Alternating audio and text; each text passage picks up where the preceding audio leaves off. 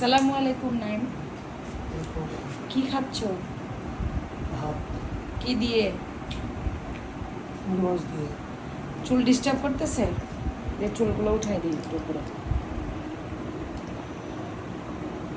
চুলগুলো সামনে চলে আসে না। কি দিয়ে খাচ্ছ দেখি? এখানে আমার স্বামী, তাকে বাগদা চিংড়ি ভুনা করে দেওয়া হয়েছে পেঁয়াজ টমেটো দিয়ে, ধনিয়া পাতা দিয়ে। এত মজা হয়েছে ভুনাটা। নাইম, তোমার কেমন লাগতেছে? ভালো হয়নি? মন খারাপ কেন? মজা হয়নি?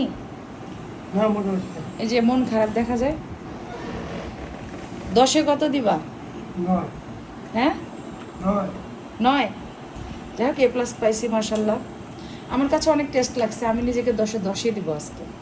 কিন্তু আমাদের ভিতরে আবার একটা ইকুয়েশন আছে, যেটা আমার মুখে মজা লাগে সেটা আমার জামাইয়ের মুখে একটু কম লাগে, আবার আমার জামাইয়ের মুখে যেটা মজা লাগে সেটা আমার মুখে একটু কম লাগে না গো, কারণ আমাদের পছন্দ একটু ডিফারেন্ট।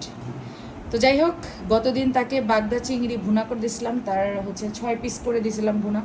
তো তার আসলে স্বাদ মেটে নাই, রাজশাহীর ভাষায় বলা লাগে হাউস মেটে নাই। তো এই জন্য আজকে তাকে আবার বাগদা চিংড়ি ভুনা করে দিছি, কারণ সে মাছের ভিতরে একটা মাছই খায়, চিংড়ি মাছ সে খুব পছন্দ করে। সো যাই হোক, এখন চিংড়ি মাছ দিয়ে সে মজা করে ভাত খাচ্ছে। তো নাইম, তোমার দর্শকদের উদ্দেশ্যে কিছু বলো। বেশি বেশি করে চিংড়ি মাছ খাও।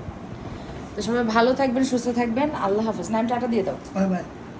খাওয়াতে এত ব্যস্ত যে বাই বাই পর্যন্ত দিতে পারতেছে না।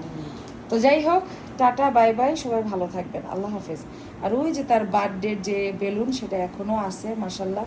তো বেলুনটা দেখাই দিলাম, জানলার সাথে আটকে রাখছি, দেখেন কত সুন্দর লাগতেছে মাশাল্লাহ। তো টাটা, সবাই ভালো থাকবেন, সুস্থ থাকবেন।